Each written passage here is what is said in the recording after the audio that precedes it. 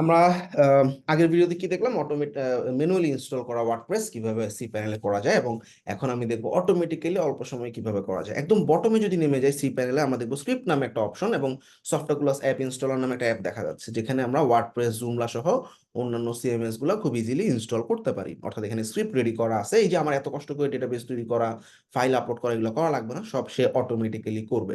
So আমরা এই স্ক্রিপ্টের এখানে একদম বটমে চলে যাবো। প্রত্যেকটা সি প্যানেলে এরকম কিছু না কিছু থাকবে অটোমেটিক ওয়ার্ডপ্রেস ইনস্টল এর জন্য।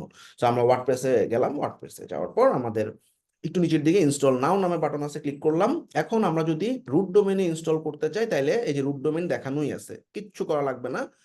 আর যদি আমরা একটা ডাইরেক্টরিতে করতে চাই, অর্থাৎ freelancerpollab.com/codebenbd এরকম একটা ডাইরেক্টরির মধ্যে করতে চাই, তাহলে এখানে সেই ডাইরেক্টরিটার নাম লিখবো, ইনস্টল করবো ওয়ার্ডপ্রেস, অটোমেটিক্যালি ডাইরেক্টরি ক্রিয়েট হয়, সেখানেই ওয়ার্ডপ্রেস ইনস্টল হয়ে যাবে।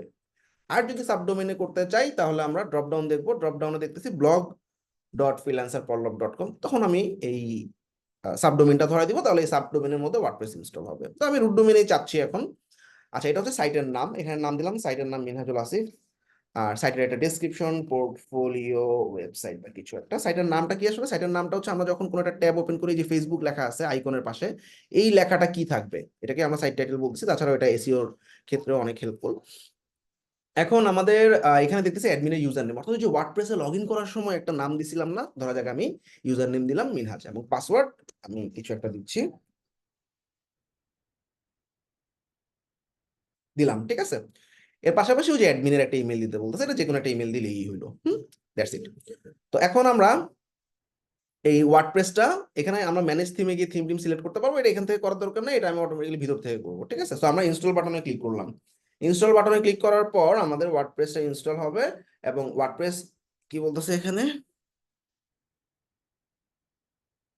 আচ্ছা অলরেডি এক্সিস্ট বলতেছে, কিছু ফাইল আছে এখানে বলতেছে, আমরা একটু reload দিই। এই যে wp-config.php ফাইলটা একটু ফেলে দিতে হবে, হ্যাঁ।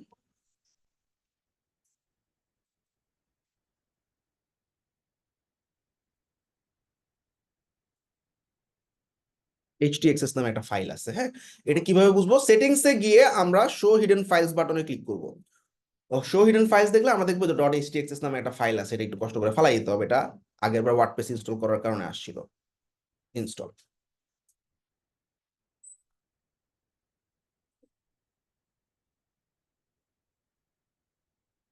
সো ওয়ার্ডপ্রেস ইনস্টল হয়ে গেছে। তো আমরা ওয়ার্ডপ্রেসের ব্যাকএন্ডে ড্যাশবোর্ডে ঢোকার জন্য এই যে এখান থেকে ক্লিক করলে হয়ে যাবে, অর্থাৎ এই যে ডাব্লিউপি অ্যাডমিনে ক্লিক করলে আমরা ওয়ার্ডপ্রেসের মধ্যে ঢুকে যেতে পারবো, ওয়ার্ডপ্রেসের ব্যাকএন্ড যেটাকে বলি আমরা। এই ব্যাকএন্ডের মধ্যে এখন আমি যদি আমার সাইটটা কেমন হচ্ছে দেখতে চাই, এই যে ভিজিট সাইট বাটনে ক্লিক করলে আমরা খুব সুন্দরভাবে দেখতে পাবো যে আমার ওয়েবসাইট রেডি। তো এইভাবে কিন্তু আমরা খুব সহজে অটোমেটিক্যালি একটা ওয়ার্ডপ্রেস ইনস্টল করতে পারি। এখন আমি এই ইনস্টল করা ওয়ার্ডপ্রেস ফেলে দিতে চাচ্ছি, তখন আমি কি করবো? যে ডাটাবেস ফালানো, ফাইল ফালানো, অনেক ঝামেলা, দরকার নেই। আমি যদি সফটওয়্যার ক্লোজ দিয়ে ইনস্টল করি, এখান থেকে ফেলতে পারবো অটোমেটিক্যালি।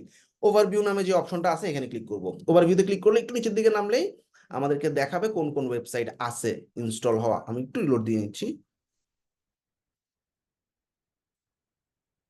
আচ্ছা, তো এই যে নিচে দেখতেছি freelancerpollab.com, এখানে কিন্তু আমাদের একটা ওয়েবসাইট ইনস্টল হয়ে গেছে। তো আমরা এখান থেকে সিলেক্ট করে আমরা রিমুভ কমপ্লিটলি বাটনে ক্লিক করে গো দিলে, এখানে যদি অনেক ওয়েবসাইটও থাকে, সব একসাথে সিলেক্ট করে আমি ফেলে দিতে পারবো। এভাবে যে কোনো ওয়ার্ডপ্রেস ওয়েবসাইট ডিলিটও করা যায়, তৈরিও করা যায়। তো এখন আমরা যদি আমার ওয়েবসাইটটা ভিউ করে দেখি, আমার ওয়েবসাইটে দেখবো 404 এরর দেখাচ্ছে, কারণ আমি ওয়ার্ডপ্রেস ডেটাবেস সহ পুরো ফাইল সহ সবকিছু ফেলে দিছি। That's it. এভাবে আমরা ওয়ার্ডপ্রেস ইনস্টল করবো এবং ডিলিট করবো।